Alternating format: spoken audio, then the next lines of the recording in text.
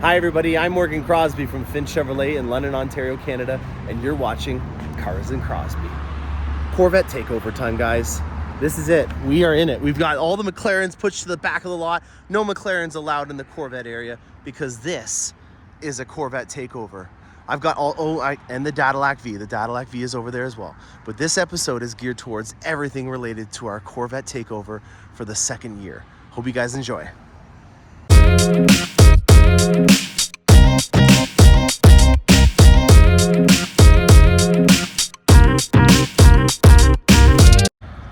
All right, so we're an hour in and I've got our inventory in the front row here. Some notable items that we host at the Chev lot. And then I've got the Cadillac V over here. We got the barbecue grilling along. That wind is nice and strong. And then we've got some pretty heavy hitters in the front row here. Take a look at this, guys. I got the Finch Blue. This took me a little while to find the Finch Blue, but I found the nice velvet ropes to go with these nice resto mods to start off with. Have a look at this, guys.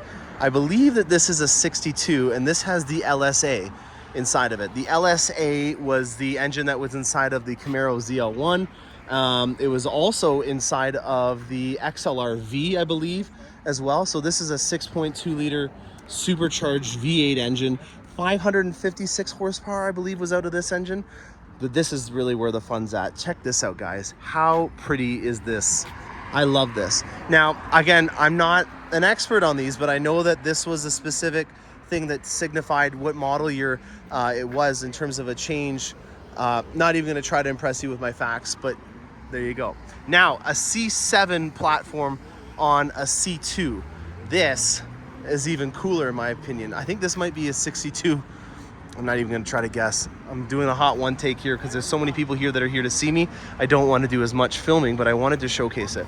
Now, out of all the ones that we have from the Finch collection, this is probably my favorite. This has got a 427 inside of it. It's a 68, and this thing is an absolute banshee. I honestly can't think of a single engine that sounds more like a thundering earthquake than this, with the side pipes coming out of it. It is one of the coolest Corvettes that I have ever heard of or seen. And yeah, I'm really impressed. This is an amazing vehicle and I'm really happy that they brought it. So we got some other fun ones here. Some mid-years are coming up. Take a look at these, guys. How cool is this? A 64 and a beautiful blue. I like these colors. Another 427. Holy moly, look at this, guys. That is wild. Absolutely beautiful. Look at this. I really enjoy these with the double headlights in the front. You don't see that every day with a Corvette. That is just impressive. I don't have an actual number right now on the amount of people here. We've got Great White North Corvette that's here with this beautiful Accelerate yellow, and then we've got Fridge over there with his yellow Corvette as well.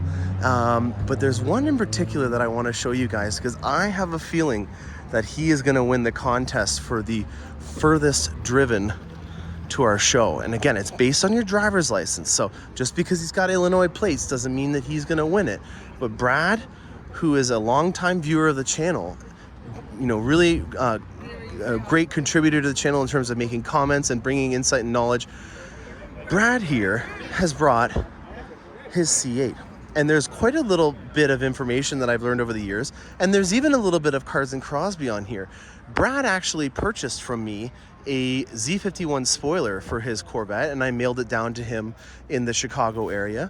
And I want to go over with you his Corvette because he's done a lot. He's got that attention to detail, and that to me is half the fun of owning a Corvette, is to, you know, do the proper research and then apply it. And I really can honestly say that I'm honored to be able to have him come to my show because it really gives me a sense when I get to see a car like this from 1,000 miles away that I'm onto something in terms of helping people out and making their cars more what they want in their mind. So taking the ideas and they have in their mind and bringing it into real life. So for starters here, we've done a really good job at subtly accenting the Corvette in red, but also using some great contrast with the chrome emblems on here instead of using the black emblems to get lost. Now, it also is really fun to note that the red from his Land of Lincoln plates goes very well with his red mist metallic Corvette. He has a hardtop convertible with the painted nacelles and the painted top done in carbon flash. And he has one of my favorite interiors, which is a two-tone in Sky Cool Gray. Now, you do the two-tone in Sky Cool Gray because it is a really more subtle way of being able to accent the vehicle and not have that white that goes in the perforated area where your seat back is. So that to me is a really nice one. He's also got the grill guards on here, and then from ACS Composites, he's heat molded a plate bracket to the front of his Corvette as well. So we've got some ACS ground effects on here. We've got the full length rocker panels, a Z51 spoiler from yours truly on it, and a beautiful red mist metallic with edge red calipers. All right, we got some ice cream starting up here. Got a Finch billboard right in the back here. How cool is that? And a ceramic matrix gray. Love these. Anytime I get to see a ceramic, I miss it. You know, just on a side note, guys, in terms of like me ordering another Corvette, I really find it difficult not to want to order the color in the same, like that in the same color. Obviously, I like ceramic matrix gray, but I'm very conflicted about ordering the same color if that is something that I'm able to do. I'm not going to give away too much as of right now, but I just wanted to be open out there in terms of a discussion if someone wants to comment about it in regards to consistently ordering the same color for Corvettes or any kind of consistent model. So we got an 88 right over here with a really cool high wing spoiler. This is what they would call a high wing spoiler back then. I think these are really fun when they added these on to the C4s. And then we've got this, which is nicely modified up with some blue flames. Very nicely done. I'm digging that. I'm liking the ceramic matrix gray over there as well. And I think we've got a Supervet over here. So Supervets is a company that modified Corvettes. You'll see that the rear fenders on here are quite a bit wider than the C6 originally had. A nice center exhaust. It almost makes it look like a Callaway, which is pretty wild. And this has got a Pro Charger on it, which is a centrifugal supercharger underneath the hood. So I believe that this would have originally been a Grand Sport, and then they would have modified it through the Supervets program. And it's even got this really cool louvered hood that makes it look like it's a Viper almost. This might be one of the favorite Corvettes that I've seen at the show so far. I've been digging green lately, guys, and this is right up my alley in terms of a really earthy tone green, and then to have a nice earthy brown interior. This, I'm pretty sure, is going to be my favorite vet of the show. You don't like this? What's the name of this color? Do you know? This is gorgeous. I love it. 427 in here. Side pipes coming out there looking like a Banshee. This is an absolute gorgeous Corvette. All right, let's take a little tour of the back of the lot now, guys. We've got my current favorite color, hypersonic gray. And it's an overcast kind of day, and hypersonic gray still looks sharp. I get a bit of a greenish vibe. I know that I'm on like this green fever right now, guys, but I get different colors in this vehicle when it's in different types of light. And overcast usually always brings off some tones that you don't normally see in the vehicles. So for example, for my ceramic matrix gray, it was more of a like a bluish kind of hue. On the topic of blue, there is a Corvette of mine, or a Finch original, that has an MBRP exhaust on it and a nice high wing spoiler done in the Elkhart Lake blue. And then over here is the 2022 Grand Finale Edition that we built. This has got all the carbon fiber that you can get from General Motors, and then a couple of aftermarket ones. We've got the 5VM ground effects kit on here with the nice little lips in the back, and then we have the RSC ducktail, or the speed tail, on here as well, which I've always enjoyed. This is a really classy vet, with also having a full 3LT interior done up with the red stitching. I've always enjoyed this one, and I was really happy that the client let me, you know, do what I do best and have some fun with putting some Vossens on here with the nice red bezels from the machine billet aluminum center caps that are on there. We've got ourselves a Watkins on Kalahari Z06 manual transmission. This is another one of my deals that I've done. Here we go. Nice Superman build. I love it with the red on here, the torch red script, bright red calipers, and then the red on the backs of the seats. Or sorry, it's an all adrenaline red interior. I love the Superman build combo. That to me was a really great one. And then we've got another high wing. Is this a Z51? It looks like it might be a Z51. It is a Z51. So we got a high wing Z51. Looks like it is a 2LT with the two-tone GT2 seats inside of here. Another very nice sporty Corvette build. Looks just like what a Corvette should be. And then we've got a night race blue on Kalahari. This is one of my favorite combos. This is a rare combo, but I really like the dark navy blue on brown kind of combos. And then here is a Elkhart Lake on Kalahari combo. So there is the C8 version of blue on brown interior.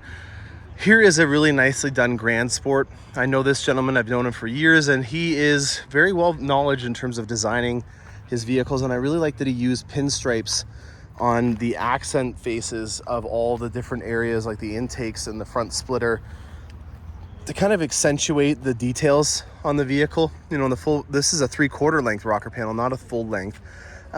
He's got the same little pinstriping that goes with the Grand Sport, the bright red calipers, and then also on the side intakes here as well. So very tastefully done Grand Sport. Quite enjoy that. And then we've got ourselves a beautiful split spoke set of wheels done on this one here. Looks like a regular Stingray on that one.